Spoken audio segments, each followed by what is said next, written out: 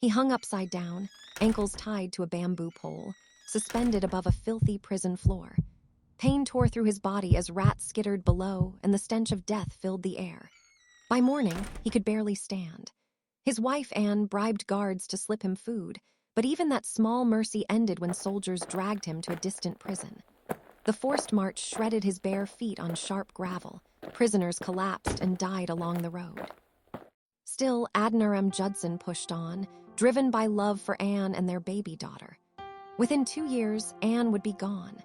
Yet a decade later, the same kingdom that tortured him, Ava in Burma, would receive his greatest gift, the first complete Bible in the Burmese language.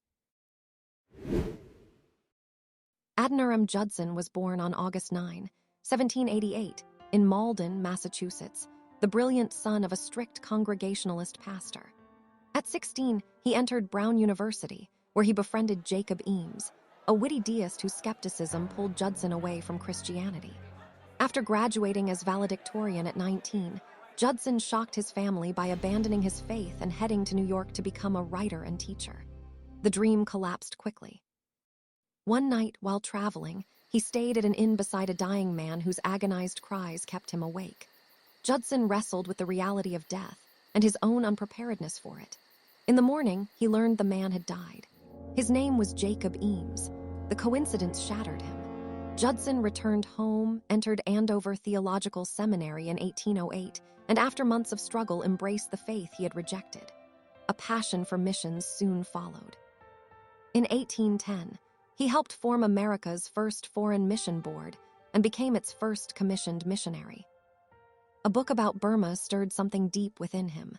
On a fundraising trip to England in 1811, his ship was captured by a French privateer, and he endured brief imprisonment before escaping back to America. Undeterred, he pressed on. On February 5, 1812, Judson married Anne Hasseltine, brilliant, courageous, and ready to face the unknown. 2 weeks later, together with Samuel and Harriet Newell, they sailed for India. During the voyage, Judson's study of the Greek New Testament convinced him that baptism by immersion was biblical. After arriving in Serampore, he and Anne were baptized by William Ward, a colleague of William Carey. This decision cost them congregational support, but American Baptists rallied behind them, forming their first missionary society to sustain the Judsons. Forced out of India by the East India Company, the couple sailed to Rangoon, Burma, arriving on July 13, 1813. The land was harsh, the climate brutal, and the culture closed to outsiders. Both fell ill. They knew no Burmese, but Providence opened a path. A small home with English-speaking residents offered shelter, and Anne's bold visit to the viceroy's wife secured protection from corrupt officials. Judson hired a tutor and threw himself into the Burmese language. With the arrival of printer George H. Ho, they began producing tracts and scripture portions. Progress was painfully slow. After 6 years, they saw their first convert, Mong Now, in 1819. Conversion was illegal, and Judson's attempt to petition the king for religious freedom failed when the monarch angrily rejected the English Bible he offered. Then came the First Anglo-Burmese War in 1824. Foreigners were accused of spying, and Judson was thrown into Ava's death prison. For 21 months, he endured chains, starvation, disease, and torture.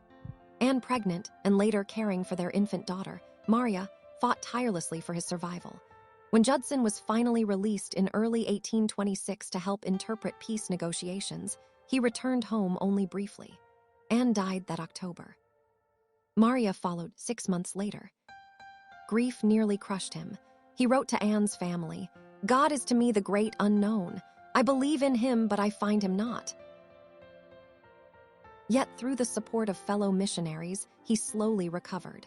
He poured himself into translation and church planting. He completed the New Testament in 1834 and the full Burmese Bible in 1840. That same year, he married Sarah Boardman, a widowed missionary. They had 8 children before her death in 1845. In 1846, he married Emily Chubbuck, a gifted writer who joined his work and later shared vivid accounts of missionary life with readers back home. Adoniram Judson died at sea on April 12, 1850, after 37 years in Burma.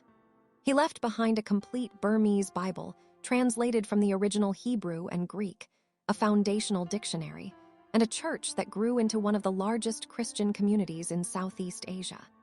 He never saw mass revivals, but his unwavering faithfulness lit a flame that still burns.